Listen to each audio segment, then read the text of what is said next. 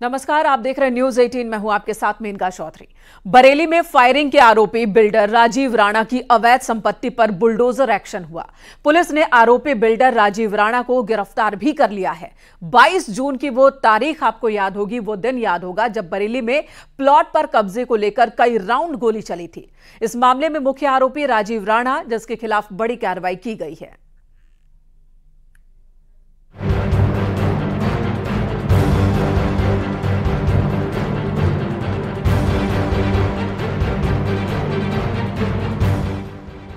बरेली बवाल में आरोपी बिल्डर राजीव राणा का होटल सील करने के बाद अब बुलडोजर की कार्रवाई जारी है।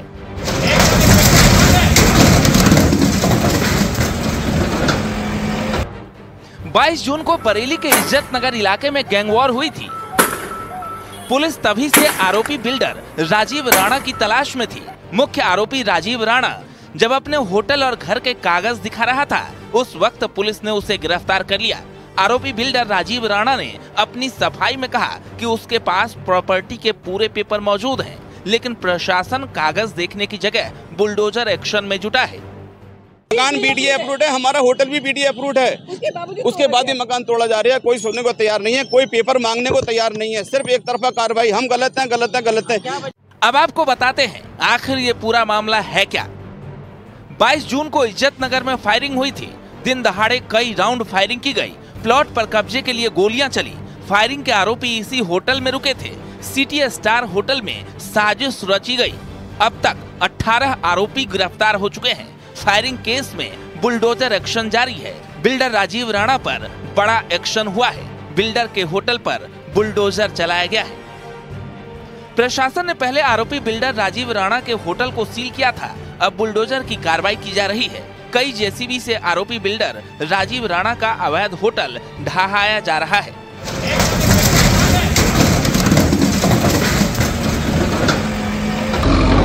जो गोली का कांड हुआ है, इसमें इनके पास 4 बिल्डिंग्स है, चारों अवैध निर्माण है। उसमें 2 में ऑलरेडी हम लोग नोटिस हो चुका है। एंटायर सुनवाई का प्रक्रिया भी पूरा हो गया, ध्वस्तीकरण आदेश भी हो गया है। ये दोनों बिल्डिंग अभी आपके सामने है। उसका जो गिरवाने का हम लोग प्रक्रिया सुबह से शुरू कर चुका है। रिमेनिंग दोनों बिल्डिंग के लिए नोटिस हम लोग इशू कर चुका है एंड आज सील हो जाएगा। एंड जैसे उनका सारा प्रक्रिया सुनवाई का उनका सारा मौका देते हुए उसके खिलाफ भी कार्रवाई की जाएगी। वहीं आरोपी बिल्डर राजीव राणा की दलील है कि वो खुद 22 जून को हुई फायरिंग में शामिल नहीं था। उनके छोटे भाई पर फायरिंग हुई थी और उसके भाई के साथियों ने अपने बचाव में फायरिंग की थी। जिस घटना से हमें दोषी ठहराया जा रहा है, उस घटना का सीसीटीवी कैमरे निकाल लिए जाए, सीसीटीवी फुटेज निकाल लिया जाए। वहाँ बैंक पे कैमरे लगे हुए हैं। जिस दिन ये घटना घटी थी, उस दिन 5-6 दोस्तों को लेकर हमारा छोटा भाई अपने प्लॉट को खाली कराने गया था। वहाँ दूसरा पक्ष आया जिसका नाम आदित्य उपाध्याय और चन्नू पंडित है। उसने आकर एकदम से अंधाधुंध फायरिंग शुरू कर दी। हमारे भाई के एक दोस्त ने जिसका नाम रोहित ठाकुर है, उसने सिर्फ अपने बचाव में 1-2 फायर किया। बाकी सारी फायरिंग जितने भी फायर 50 फायर 100 राउंड जो हुए हैं, वो सारे उसी की तरफ से हुए हैं, आदित्य उपाध्याय चंदू पंडित की तरफ से। दरअसल इज्जत नगर थाना इलाके में 22 जून को फिल्मी स्टाइल में गैंगवॉर हुआ था। सीसीटीवी के आधार पर पुलिस ने देखा कि इसी होटल में प्लॉट को कब्जाने की पूरी साजिश रची गई।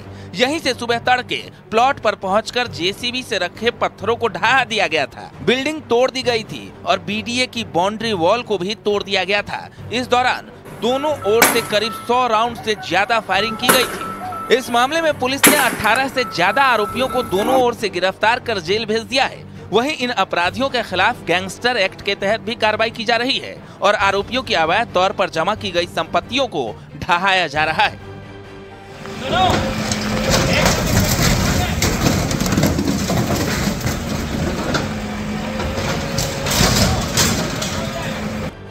इस मामले में कई वीडियो सामने आए थे, जिसके बाद मामले की गंभीरता को देखते हुए एसपी ने थाना अध्यक्ष इज्जत नगर, दारोगा सहित 6 पुलिसकर्मियों को सस्पेंड कर विभागीय जांच बैठा दी थी।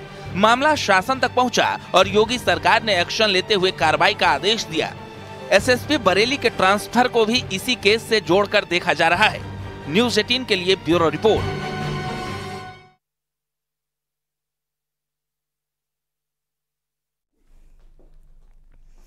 नेपाल में जहां बारिश ने तबाही मचाना शुरू कर दिया है, वहीं दिल्ली एनसीआर में लोगों को गर्मी से राहत मिली है।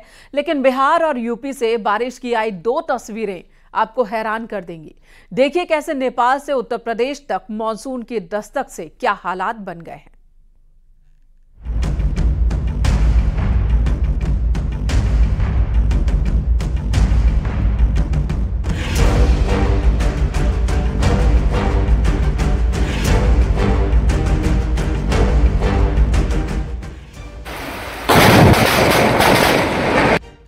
नेपाल में तबाही का मॉनसून।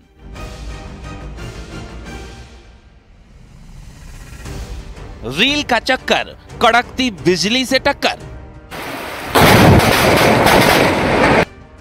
कानपुर में सीवर के ढक्कन का नागिन डांस। कहीं गिरे मकान, कहीं आफत में जान।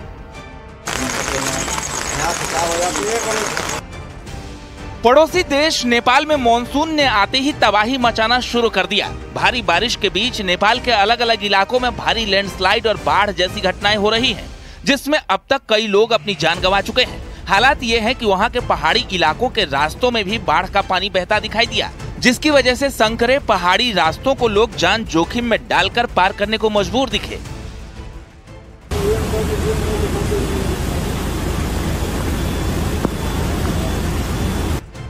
तो वहीं लगातार हो रही बारिश की वजह से कई इलाकों में लैंडस्लाइड हुआ, जिसमें कई घर तबाह हो गए। आमतौर पर नेपाल में मॉनसून 13 जून को आता है और 23 सितंबर तक रहता है, यानी अभी तो नेपाल में बारिश अपने शुरुआती दौर में है और अगले 3 महीने तक वहां लगातार बारिश होना बाकी है। लेकिन नेपाल में अभी से हालात इतने बदतर दिखाई दे रहे हैं कि हर दिन बारिश और लैंडस्लाइड जैसी घटनाओं की वजह से नेपाल में लोगों की मौत हो रही है और प्रशासन की व्यवस्था भी नाकाफी साबित हो रही है। बिहार से एक दिल दहला देने वाला वीडियो सामने आया। वीडियो में बारिश के समय आसमान से बिजली गिरती दिखाई दी। दरअसल मॉनसून की बारिश के दौरान सीतामढ़ी में एक लड़की छत पर वीडियो बनाने पहुंच गई। जैसे ही उस लड़की ने वीडियो बनाना शुरू किया, वहां धमाकेदार आवाज के साथ अचानक बिजली गिरी, जिसकी वजह से वो लड़की डरकर वहां से भाग गई और उसके मोबाइल कैमरे में बिजली गिरने की पूरी घटना रिकॉर्ड हो गई।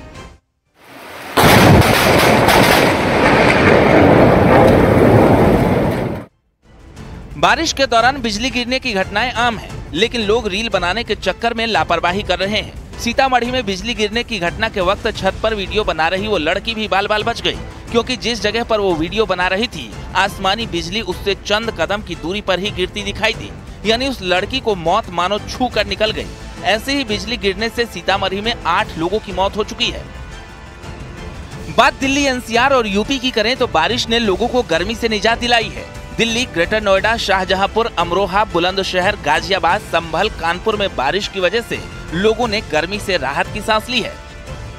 लेकिन अमरोहा में मॉनसून की पहली बारिश से एक मकान भरभरा कर गिर पड़ा, जिसमें 3 बच्चियां घायल हो गई। मौके पर पहुंचे लोगों ने कड़ी मशक्कत के बाद मलबे से बच्चियों को बाहर निकाला।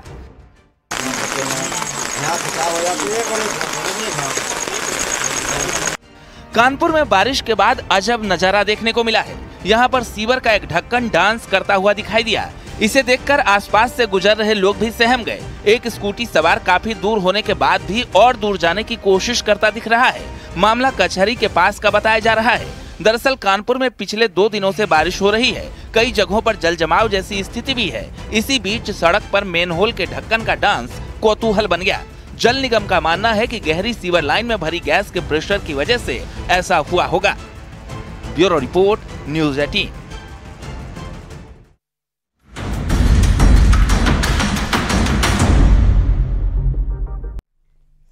इधर उत्तराखंड पुलिस के एक दारोगा पर गंभीर आरोप लगे हैं। उधम सिंह नगर के पंतनगर थाना इंचार्ज का एक ऑडियो वायरल हो रहा है। किच्छा से कांग्रेस विधायक तिलक राज बेहड़ ने इस ऑडियो को सार्वजनिक किया। इस ऑडियो में एक शख्स एक युवती से कुछ अश्लील बातें करता सुनाई दे रहा है। इसके बारे में हम विस्तार से आपको बताएंगे, लेकिन उससे पहले आपको जंगली जानवरों से अभय का वरदान देने वाली माता की जानकारी दे देते हैं। इस मान्यता के बारे में बताते हैं। वैसे तो आपने अनेकों मंदिरों के बारे में सुना होगा, लेकिन आज हम आपको एक ऐसी देवी के मंदिर लिए चलते हैं जो न सिर्फ श्रद्धालुओं की मनोकामना पूरी करती हैं, बल्कि जानवरों से भी अपने भक्तों की रक्षा करती हैं। अल्मोड़ा के रानीखेत में है 700 साल पुराना मां झूला देवी का ये मंदिर। देखिए ये रिपोर्ट।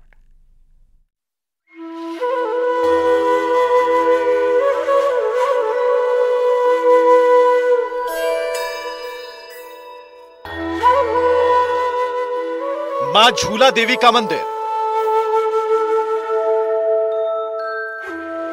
अल्मोड़ा जिले के रानीखेत में है मां झूला देवी का मंदिर। मान्यता है कि ये मंदिर करीब 700 साल पुराना है। श्रद्धालु यहां देवी माता के दर्शन करने आते हैं। तो यह मंदिर जो है 700 साल पुराना है और 700 साल से लोगों की इस मंदिर से आस्था जुड़ी हुई है। यहाँ पे बहुत दूर दूर से भक्तजन आते हैं और माता रानी से इतनी ज्यादा श्रद्धा और उनकी आस्था है कि वो यहाँ पे आते हैं, अपनी मनोकामना माता रानी के सम्मुख रखते हैं और जब उनकी मनोकामना पूरी हो जाती है तो वो यहाँ पे मनोकामना स्वरूप एक अपनी घंटी यहाँ पे आके बांध देते हैं। के चलते हैं, वो भी अच्छी जगह है। और इस मंदिर के बारे में सुना, सिद्ध मंदिर है, जो भी मन्नत है मांगी जाए पूरी होती है। अब देखिए लोग इतने घंटे चढ़ाए हुए हैं। हम भी आए, हमने भी सोचा कुछ मन्नत मांगी जाए, कुछ माता जी से रिक्वेस्ट की जाए, देखते हैं क्या पूरा हो सकता है, कैसे हो सकता है। देश ही नहीं बल्कि विदेशों से भी श्रद्धालु यहाँ माता के दर्शन करने के लिए आते हैं।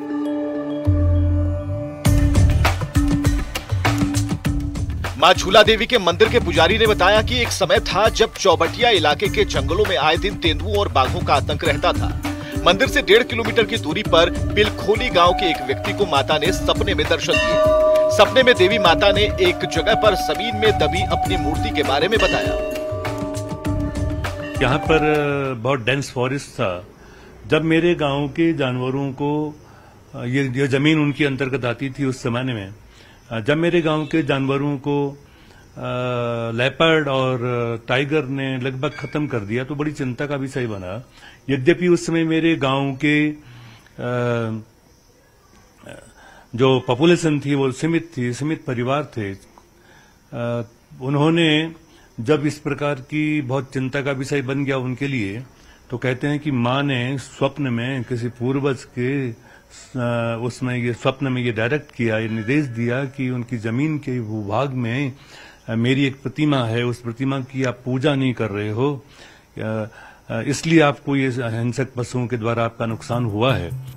मान्यता है कि मां झूला देवी ने एक व्यक्ति के सपने में आकर अपना मंदिर बनवाने को कहा था। मंदिर में देवी की मूर्ति की प्राण प्रतिष्ठा के बाद देवी माता का आशीर्वाद भी दिखने लगा, क्योंकि देवी माता ने सपने में वचन दिया था कि मूर्ति की प्राण प्रतिष्ठा करने से इलाके के लोगों को जंगली जानवरों से निजात मिल जाएगी। जैसा कि स्वप्न में बताया गया था, उनको देवी की एक प्रतिमा मिली, उस प्रतिमा को उन्होंने प्रतिष्ठित किया। उसके बाद में पाया कि जो हिंसक पशुओं के द्वारा उनके जानवरों का नुकसान हो रहा था वो रुक गया और मां के प्रति इनकी आस्था प्रबल हो गई, इनकी प्रतिष्ठा कर दी गई। 30 त्योहारों के अवसर पर गांव की मंगल कामना को लेकर वे यहाँ पर आते, पूजा अर्चन करते। देवी माता का मंदिर बनने के बाद गांव के लोगों ने मूर्ति को जमीन से निकाला और वहां देवी का मंदिर बना दिया। मंदिर की स्थापना के बाद पिलखोली गांव के लोग अक्सर अपने जानवरों को चराने के लिए इस स्थान पर आते थे। सावन के महीने में सभी बच्चे देवी मां के मंदिर प्रांगण में झूला डालकर झूला झूलते थे। झूला देवी के नाम से विख्यात। मान्यता है कि देवी ने एक बार फिर उस व्यक्ति को सपने में दर्शन दिया और कहा कि उनके प्रांगण में बच्चे झूला झूलते हैं, बच्चों को देख उन्हें भी झूला झूलने की इच्छा होती है। इसके बाद ग्रामीणों ने वहां पर माता को झूले में रख दिया। तब से लेकर आज तक देवी मां झूले पर विराजमान है और तब से ही मां को झूला देवी के नाम से जाना जाता है। ये घटना के बाद में क्या हुआ कि एक बार जब यहाँ पर पूजा अर्चन चल रहा था तो माँ किसी छोटे छोटे बच्चे किसी पेड़ की डाल में झूला डाल के झूला खेल रहे थे, तो माँ ने फिर कहा कि आपके बच्चे तो झूला खेलते हैं, मेरी प्रतिमा को आपने नीचे रखा है, मेरी भी इच्छा है कि मैं भी झूलूं। उसी स्टैच्यू को, उसी प्रतिमा को किसी प्रकार से लटका दिया गया, हिडोले का आकार दे दिया गया, इसलिए इनका नाम झूला देवी पड़ गया। बहुत छोटा मंदिर, पर्टिकुलर गांव का मंदिर, लेकिन इनकी जो शक्ति थी वो दिन प्रतिदिन बढ़ती चली गई।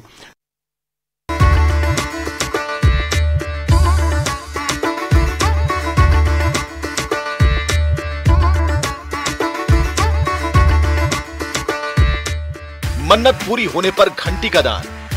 झूला देवी मंदिर में दूर दूर से लोग आते हैं, साथ ही देवी मां से मन्नत मांगते हैं। जिनकी मन्नतें पूरी होती हैं वो मंदिर में आकर घंटियां और घंटे चढ़ाते हैं या फिर अपने सामर्थ्य के मुताबिक भंडारा करवाते हैं।